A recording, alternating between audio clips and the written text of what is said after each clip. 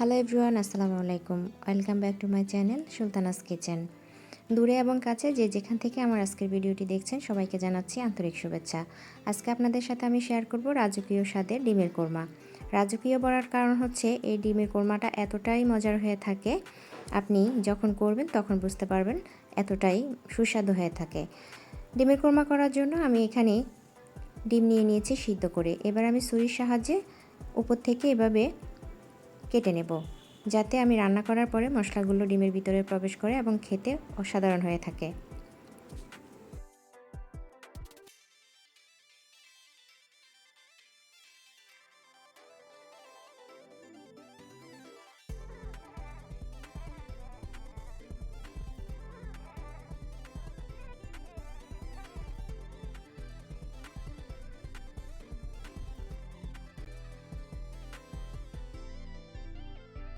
এক এক করে আমি প্রত্যেকটা ডিম ছুরির সাহায্যে কেটে নিয়েছি উপর থেকে। এবার আমি ডিমগুলো ভেজে নেব হালকা তেলে। ডিম ভাজি করার জন্য আমি এখানে প্যানে অল্প পরিমাণে তেল দিয়ে দিয়েছি এবং ডিমগুলো দিয়ে দিচ্ছি। খুবই অল্প সময়ে আমি ডিমগুলোকে একটু ভেজে নেব। খুব বেশি ভাজতে যাব না, তাহলে উপরের অংশটুকু রাবারি হয়ে যাবে। পরবর্তীতে রান্না করার পরে ডিমটা খেতে ভালো লাগবে না। অল্প কিছুক্ষণ ভাজি করে নেওয়ার পরে আমি ডিমগুলো একটি পাত্রে উঠিয়ে নিচ্ছি। একই প্যানে আমি আরেকটু তেল অ্যাড করে দেব। এরপর আমি করে নিব পেঁয়াজ বেরেস্তা। পেঁয়াজ বেরেস্তা করার জন্য আমি এখানে 1 কাপ পরিমাণ পেঁয়াজ দিয়ে দিয়েছি।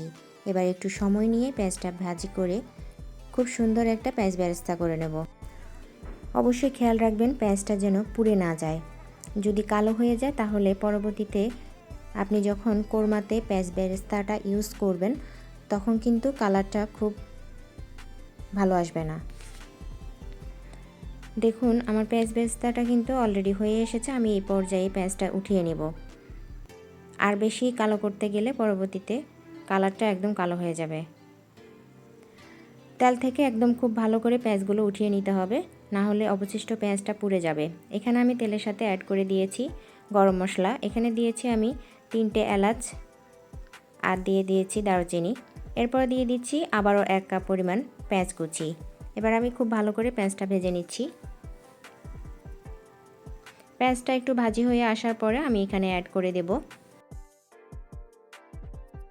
এবার আমি পেঁয়াজের সাথে অ্যাড করে দেব 1/2 চামচ পরিমাণ ধনিয়া গুঁড়া, 1 চামচ পরিমাণ জিরা গুঁড়া, 1 চামচ পরিমাণ লাল মরিচ গুঁড়া। এরপরে দিয়ে দেব পরিমাণ মতো লবণ। সবগুলো উপাদান দিয়ে আমি ভালো করে আবারও ভেজে নিচ্ছি অল্প কিছুক্ষণ। এরপরে আমি এর সাথে অ্যাড করে দেব পরিমাণ মতো পানি, যাতে আমার মশলাটা পুড়ে না যায়। পানি দেওয়ার সাথে সাথে কিন্তু পুড়ে যাওয়ার যে প্রসেসিংটা সেটা বন্ধ হয়ে যাবে। এখন আমি এক একটা মশলা দিব আর খুব ভালো করে কষাতে থাকবো। মনে রাখবেন যে কোনো রান্নাতে আপনি মশলাটা যত ভালো করে কষাবেন আপনার রান্নাটা কিন্তু তত বেশি সুস্বাদু হবে। দিয়ে দিয়েছি এখানে 1 কাপ পরিমাণ পেঁয়াজ বাটা। এবার আমি খুব ভালো করে এটাকে কষিয়ে নেব যতক্ষণ না পেঁয়াজ বাটার কাঁচা গন্ধটা চলে যায়। খুব ভালো করে কষিয়ে নেওয়ার পরে আমি এখানে অ্যাড করে দিচ্ছি বাদাম বাটা। এখানে কিন্তু আপনি আপনার পছন্দ মতো যে কোনো বাদাম বাটা ব্যবহার করতে পারেন। আমি এখানে কাজু বাদাম নিয়েছি 8 থেকে 10টা। আপনি যদি ব্লেন্ড করেন তাহলে পরিমাণটা আর একটু বেশি দেখাবে, তবে বাদামের পরিমাণটা বাড়াতে যাবেন না, তাহলে খাবারের স্বাদটা নষ্ট হয়ে যাবে। এখানে দিয়ে দিচ্ছি আদা রসুন বাটা 2 চামচ। আদা রসুন দিয়ে আমি আবারও খুব ভালো করে কষিয়ে নিচ্ছি। এভাবে আপনি ধাপে ধাপে মশলাগুলো দিতে থাকবেন আর খুব ভালো করে কষিয়ে নেবেন। এই পর্যায়ে আমি দিয়ে দিচ্ছি 2 চামচ পরিমাণ মিষ্টি দই। এরপরে দিয়ে দেব 1/2 কাপ পরিমাণ টক দই। মিষ্টি দই এবং টক দই দুইটা একসাথে করে এই রান্নাটা করলে অনেক বেশি সুস্বাদু হয়ে থাকে। তবে আপনি যদি চান আপনি মিষ্টি দইটা বাদ দিতে পারেন। তবে আমার কাছে মনে হয় দুই দই একসাথে করে রান্না করলে রান্নাটা অনেক বেশি সুস্বাদু হয়ে থাকে।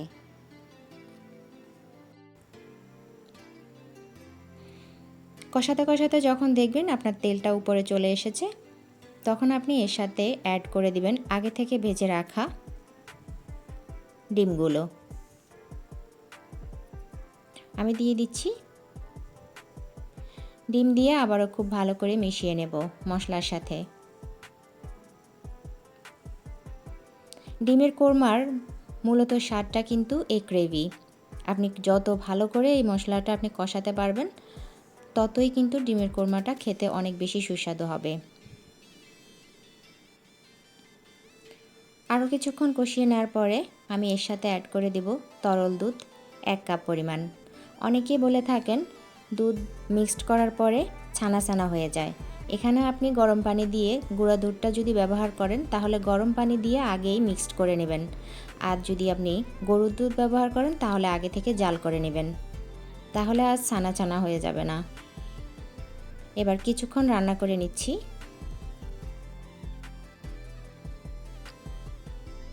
কিছুক্ষণ রান্না করে নেওয়ার পরে দেখুন গ্রেভিটা এই পর্যায়ে এসেছে।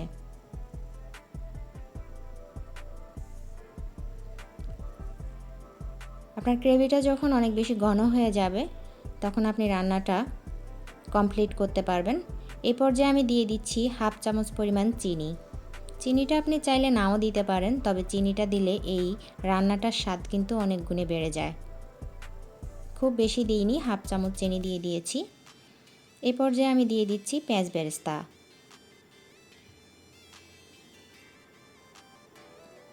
এরপর দিয়ে দিচ্ছি 1/2 চামচ পরিমাণ কেওড়া জল।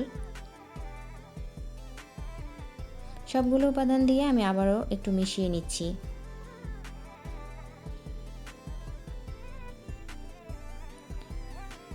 হয়ে গেল আমার রাজকীয় স্বাদের ডিমের কোরমা। অবশ্যই বাসায় একবার ট্রাই করে নেবেন, খুব বেশি ভালো লাগবে। বাসার যে কোনো অনুষ্ঠানে কিংবা আপনার প্রিয়জনের জন্য আপনি এই রেসিপিটি করে নিতে পারেন। খাবারের পরে অবশ্যই আপনার প্রশংসা করতে বাধ্য। যে যেখান থেকে আমার আজকের ভিডিওটি দেখেছেন সবাইকে জানাচ্ছি আন্তরিক অভিনন্দন। আপনারা যদি আমার চ্যানেলে নতুন হয়ে থাকেন অবশ্যই আমার চ্যানেলটা সাবস্ক্রাইব করে আমার পাশে থাকবেন। আমি সুলতানা আজ এখানে বিদায় নিচ্ছি। দেখা হবে অন্য কোনো দিন অন্য কোনো নতুন রেসিপিতে। সেই পর্যন্ত সবাই ভালো থাকবেন, সুস্থ থাকবেন, আমার চ্যানেলের সাথে থাকবেন। আসসালামু আলাইকুম, আল্লাহ হাফেজ।